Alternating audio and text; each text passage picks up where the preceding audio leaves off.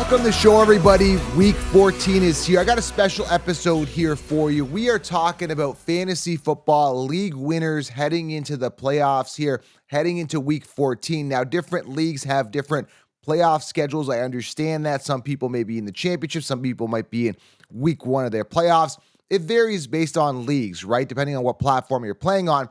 But I want to talk about the league winners that shocked us, guys that we didn't anticipate. No, but I anticipate more than anybody. And I didn't anticipate some of these guys being the front runners here heading into playoffs and being potential league winners. We saw yesterday's game, Zeke Elliott. I knew he'd have a good game as soon as Stevenson was out because it's all about volume. It's all about opportunity. And that's where the committees are destroying fantasy football points. We saw Zeke Elliott absolutely thrive when given the volume. What do you have, like 27 points last night? So, guys, we're going to talk about league winners at each position and guys that shocked us, guys that, again, we didn't expect having these type of numbers and this type of opportunity, and injuries settled in and things changed and things shifted.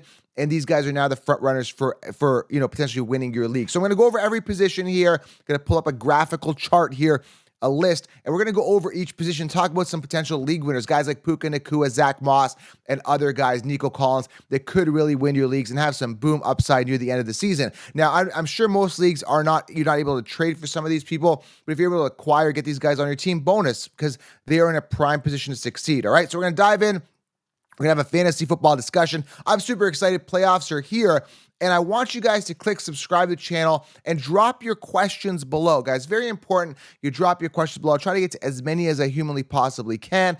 And subscribe because we go year round. As soon as this year is done, we are rolling into 2024. So it doesn't end here on the number one fantasy football podcast. It does not end here, guys. So smash the thumbs up. Drop your questions below. And again, stay tuned because we're going to start rolling over into 2024. Guys, I am beyond excited. Playoffs are here. Let's rock it. So I'm just going to pull up a screen here of the top quarterbacks here. I want you to take a look at the top 10 here.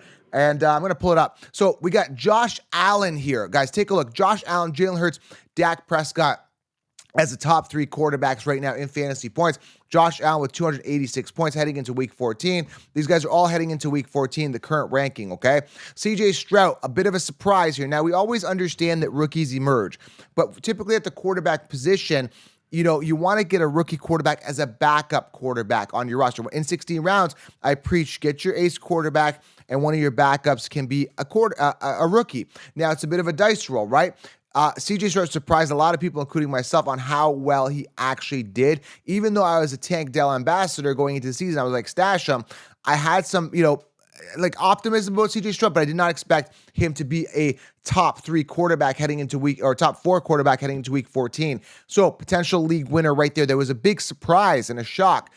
Sam Howell, another shock and surprise. The guy's been very consistent, sitting at number 5 here amongst quarterbacks, okay? He's 18 touchdowns, 14 interceptions. We want to get that, ratio a little bit better. It's not the greatest right now, but Sam Howell has been consistent. So when you're looking at a league winner that we didn't expect, shocking league winners, you got Sam Howell, CJ Stroud, that really shocked us a little bit, surprised us in a pleasant way at the quarterback position. Brock Purdy exceeding expectations as well. You go Pat Mahomes, Lamar Jackson, and Jordan Love. Now, Jordan Love I was recommending as a backup in all your leagues. So if you got any of these quarterbacks, this is what I'm saying, right? There's always value in drafts. You don't win your leagues based on, the first 3 or 4 rounds. And that's where the copy and paste BS is garbage.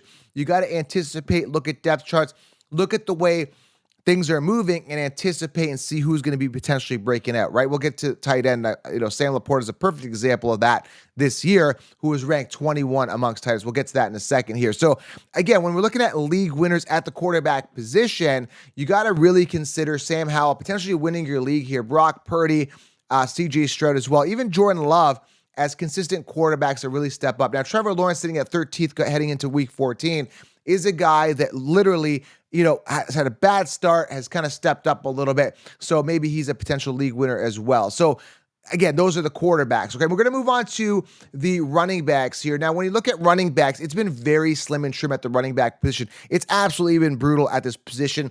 And a big part of it is not only injuries. We had, injuries to J.K. Dobbins, which I anticipated, injuries to Nick Chubb, which again were a little unforeseen, and injuries to a lot of running backs, including Jonathan Taylor, who's out with a thumb during your prime time, which is brutal, okay? So injuries, yes, play a big part of it, but also a big part of it is this running back by committee, which is absolute garbage.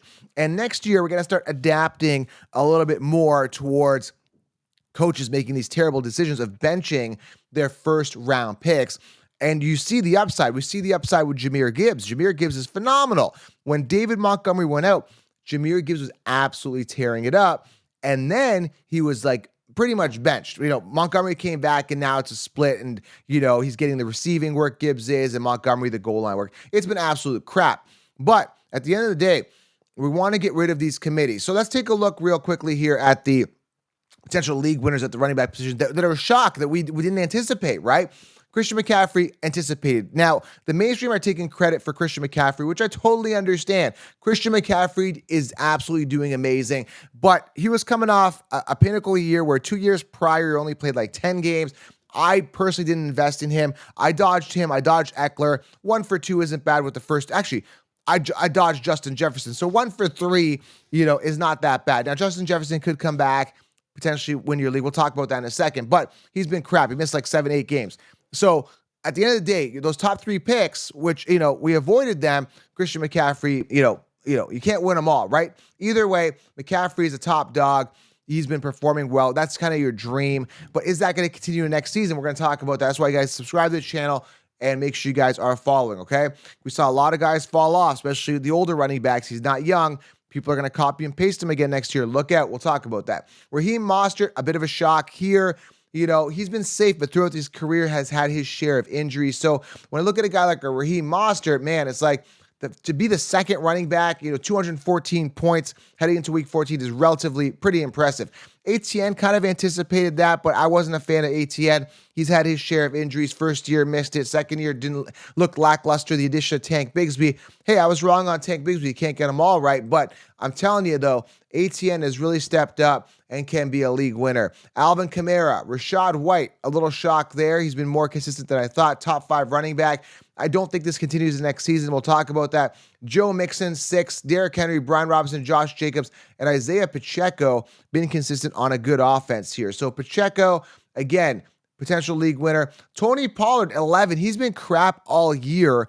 I read some stat. I think Zeke's numbers yesterday's game were higher than all of Pollard's games all season. He's been crap all year. He's kind of been stepping it up here near the end, this last bit of a stretch here. But I mean, Tony Pollard can be a league winner, but I'm not really too excited about it. Again, a product of a great offense, and it's working really well. Kyren Williams as well, this is a big shock here because he's a second-year player. I think he was a 5th or 6th round pick, and the guy's been doing really well, man. He's sitting 12th amongst running backs in PPR fantasy points, sitting at 169 points. Again, another big shocker. Nobody anticipated this one, not even myself. And I literally look for guys that could break out. But when you got guys that are undrafted, running backs or guys that are sitting 4th on the depth chart, it's very hard to gauge because you got to anticipate. You got to say, hey, okay, there's got to be this injury and that injury, and this guy's got to step in, and that offense has got to be this good. There's just so many variables, which again, I look for. But Kyren Williams was completely unforeseen. Good for him. I mean, he's doing really well and can be a league winner as well. Shocking league winners. Other guys here, Jerome Ford, been pretty solid, again, due to the fact that, he stepped up with Nick Chubb being hurt. So, I would put Jerome Ford in this list here as a potential league winner as well. Give him a nice star here. Zach Moss, Gus Edwards, but I do like Keaton Mitchell as well here on Baltimore, and he's way down here somewhere. He hasn't put up huge points, but with Dobbins, which I told you not to draft, as soon as he went down, opportunities shine. But Gus Edwards, years to wow us were not wowed. He can have some big games, especially near the goal line. He can get you that goal line work and potentially win your league as well. Zach Moss as well, opportunity knocks if you guys are in the playoffs. Zach Moss, years to wow us were not wowed, a.k.a. the Moss boss, sucked for years, played on, the Bills, didn't get anything done. and now has an opportunity with John Taylor being sidelined for a few weeks to really step up and potentially win your league. Zach Moss, unforeseen. And typically, when a player has years to wow us or worn out wowed, it is very unlikely that he comes back and has himself this amazing game. It's just very unlikely, or has an amazing season for that matter, because they've had their opportunity and they've absolutely crapped the bed. Zach Moss has that opportunity this year, even though he sucks, okay? Zeke Elliott, again, another guy that could win your leagues. And again, 27 points, not bad. Very big factor there. Other guys here I want to mention here, honorable mentions. Depending on the health of Walker, I think he's been kind of gingerly practicing here. I'll pull up the screen here. Is Zach Charbonnet as well. Could win your league. Also, Dameon Pierce. I have Keaton Mitchell here as well. Again, Charbonnet, very dependent on how the health of Kenneth Walker. Okay, that's very, very big factor there. Dameon Pierce, again, when I say him, he's been crap all year. But the fact of the matter is now he's kind of been stepping up near the end of the season. So he can potentially be a league winner if he just steps up. I mean, he can give you big points near the end of the season. So keep him on your radar as well, okay, as a guy that could potentially win your league. Moving on to the wide receiver, there's been a lot of shock at this position as well, but also a lot of certainty as well. Guys like Tyreek Hill performing as per predicted. Keenan Allen, a bit of a shock based on his age, but he's been force-fed. And again, I figured guys like Quentin Johnson would have stepped up.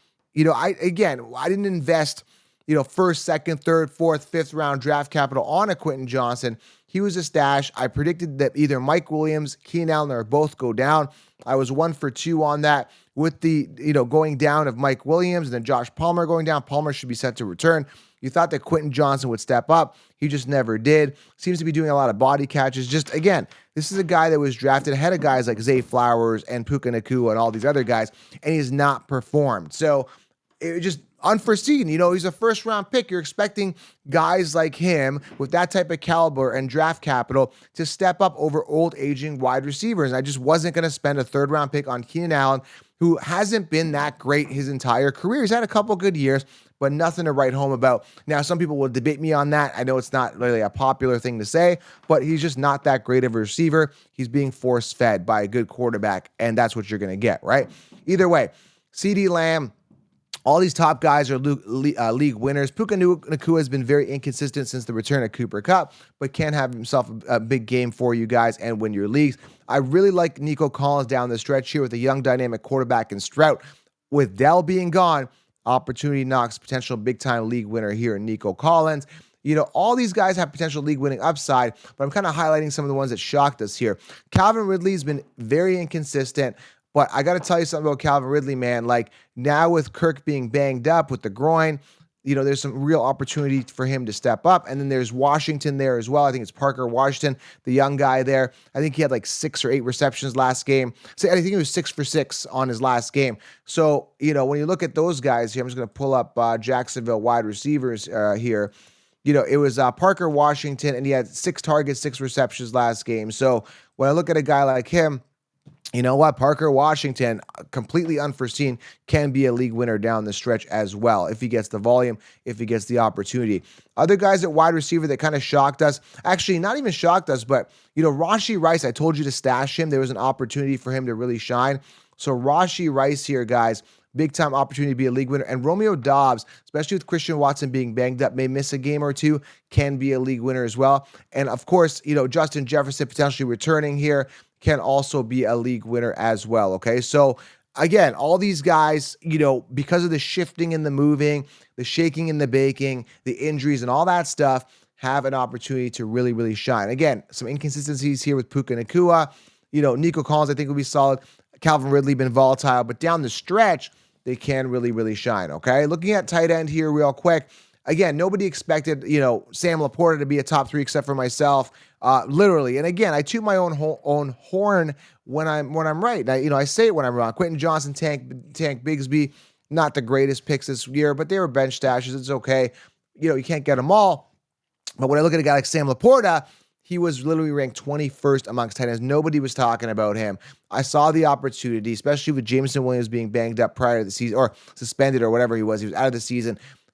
Then you had a chance for Laporta to really shine. Outside of Amon or St. Brown, there wasn't anyone else to throw to in an offense that looked really good. So Laporta, a shock to the Sheep says, waiver wire wonder, but 16 rounders, amazing. Mark Andrews, we faded. We faded all these top tight ends here, like, Hawkinson, Kittle, because we got Laporta, right? We knew to go for Laporta.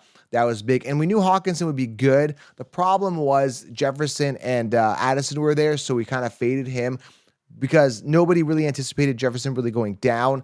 When Jefferson went down, more volume went to him. So if you're thinking of Hawkinson being a league winner, with the Jefferson return, you might see a decline in production there with TJ Hawkinson, okay? Very, very important to note.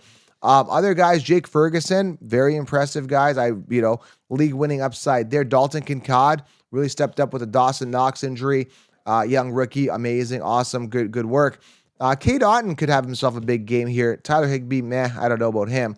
Luke Musgrave was doing really good, but they kind of got hurt.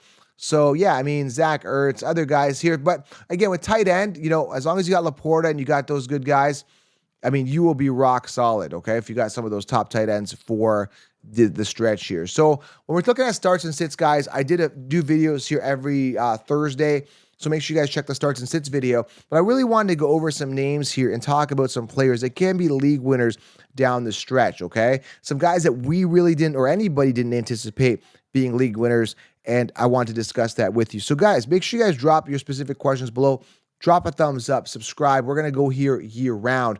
And again, just want to have this open discussion into, when we're talking fantasy football playoffs and fantasy football playoff advice and analysis, want to go over that with you guys here on the show. All right. So fantasy football league winners, playoffs are here, guys. Subscribe, thumbs up. And again, wanted to give you guys that insight. Have yourself an outstanding weekend. Enjoy week 14. Enjoy the games. We will talk soon. Make sure you guys hit the subscribe button. I'm out.